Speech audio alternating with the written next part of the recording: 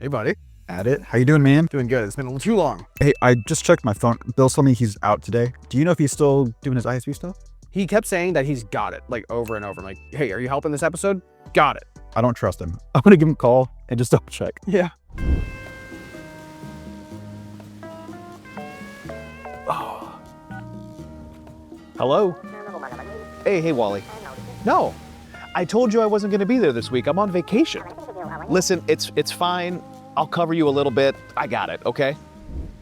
Welcome to AMD Now Playing.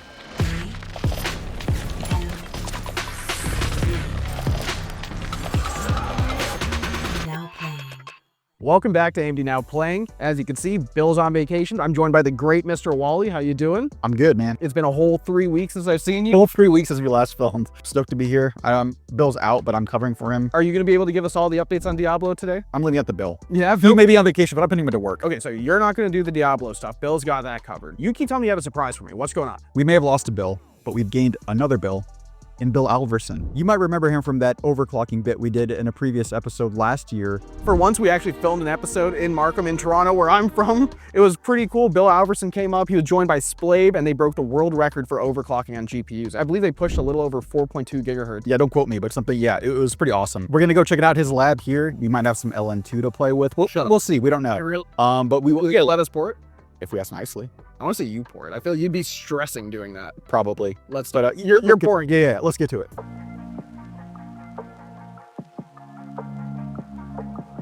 All right, Adit, like I told you, here's a surprise. I've got the other Bill, Bill Alverson here. We're here to talk overclocking.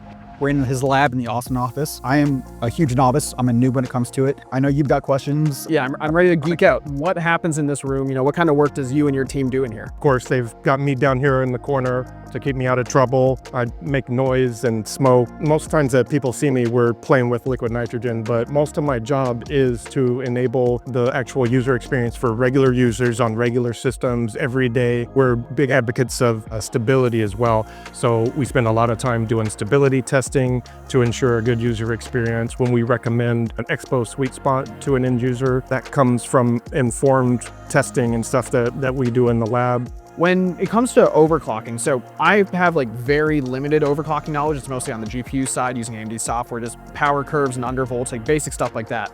When it comes to CPU overclocking, you know, what are the main things you look for? Yeah, using Ryzen Master or the same ability is in the BIOS if you want to go that route. But these days, kind of like you mentioned, the undervolt is the common thing to do today, right? Even on the CPU side. So we have the Precision Boost Overdrive family of features that includes Curve Shaper and Curve Optimizer, which gives you a really elegant way to do what's essentially an undervolt, but in a very precise and elegant way. You can kind of take a one-size-fits-all approach and get a little bit out of it, or you can take a deep dive and you can test the limit of every CPU core in your system and apply a whole different curve to each one of those. Yeah, okay, that's interesting. So even like a novice user, they kind of do like that one-size-fit-all approach, but the more you get into it, I guess there's just levels to it, as Wally was saying. Well, I mean, you know, I always say for a lot of people in this space, BIOS tweaking is their game. They tweak, stability test. I want to push the limits,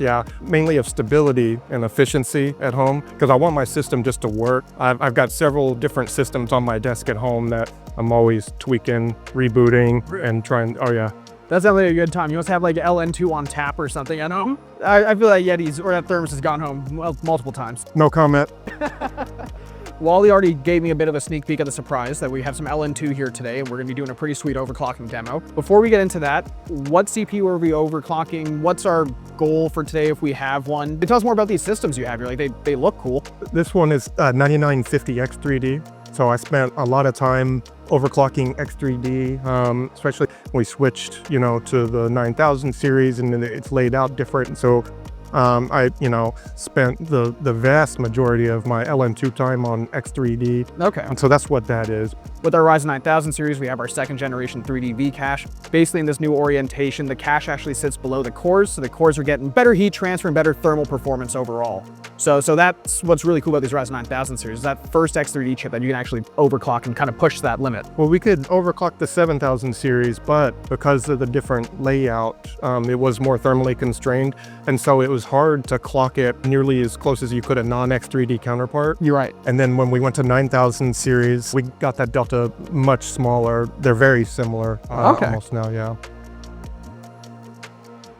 Let's get into like what we're gonna do with this little quick demo we got here. Yeah, like I said, this is just a system that I had for development on the X3D 9950 X3D and 9800 X3D CPUs. So we'll try to pull it down to around -100 C. Wally, what's your CPU at when you're gaming at home? I don't even. Plus 100. Yeah, exactly. There you go. The CPU can go all the way down to liquid nitrogen temperature, but it's not really conducive for video. Probably take some reboots and stuff, and I might even crash it anyway. So I'm pretty good at that. All right, so we're at oh, it keeps going. We're at 105. So just like that, 6 gigahertz, just nice and easy. All core 6 gigahertz, no problem. Yeah. All core? All core, yeah. We can try to go a little faster. So is that easy in Ryzen Master? You just like type it in and hit apply? Just that easy, yeah. We'll go 6.2, -100 degrees. It was just sitting there, wow. Yeah, all right. We're at 6.2, try 6.3. So it's stable, or not stable, but it seems to be running at 6.3. Mm-hmm. Bill, that was so much fun. Thank you for that cool demo. Is there anything you want to tell our community before we sign off? Keep overclocking. And me and my team are always watching the feedbacks and participating in some of the communities and stuff like that. And so yeah, if you have overclocking feedback, you know, we're there trying to get all that feedback. Now we're gonna pass it over to our other Bill to talk about Diablo IV, the Lord of Hatred. He may be on vacation, but you know we gotta go to him on some of this stuff. Let's do it. He's got it, right? He's got it, apparently.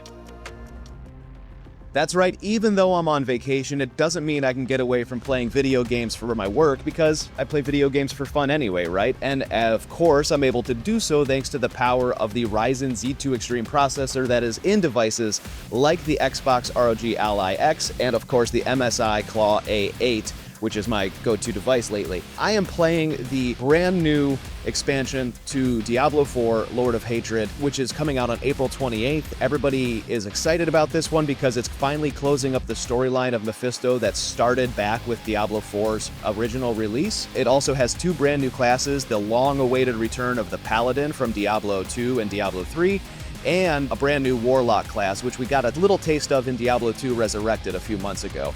On top of that, it's got brand new zones, brand new armors, brand new bosses. It has the War Plans feature, which lets you customize your endgame so you can kind of do whatever you want to do when you've hit that max level rather than just kind of mindlessly grind through events and content. But it also has the Herodra Cube is making a return so that you are able to customize your gear the way you want. Everybody loves that feature, so I'm sure we're all glad it's coming back. And pro tip, when you're playing on your handheld on vacation, using sunglasses is a really good thing because you could be out in the beach, in the sun, and still see your screen really, really nicely on these displays. I think that's about it from me here though, guys. My family kind of wants me to stop playing Diablo and go, you know, touch grass or something like that, so I'm gonna go with them and I'll check in with you guys later. So Wally, do you think that with Bill recording content on the beach, do you think that's really just his excuse to play video games on vacation? Absolutely. Like, I know his wife is probably freaking out at him right now, but he's using it as an excuse. You know, Bill, and we know that's part of the reason he wanted that vacation. But anyway, thank you all for tuning in. That wraps up this episode of AMD Now Playing. Adit, what did you think about that special surprise I had for you with Bill Alverson? You told me we were gonna spend 30 minutes on a cool surprise. Me and Bill Alverson, we spent at least like 4 hours just nerding out on like the randomest things. Yeah, that was insane. Like that was just genuinely just a fun time. As the noob in that scenario, I don't know if my brain retained all of that information. You looked so spaced out at one point. Yeah, I can't lie, at one point I thought I saw you like staring at the window. I might have short-circuited. Well, anyways, be sure to like and subscribe. Thanks for tuning into this video. If you haven't already, check out our AMD Gaming Discord server and amdgaming.com. Don't forget to come right back here to the AMD Gaming YouTube channel, where our good friend Julianne has a spotlight on a couple exciting notebooks. Now, before we go, do you think Bill has anything you want to add here? Probably not. No. Anyways, catch you guys next time.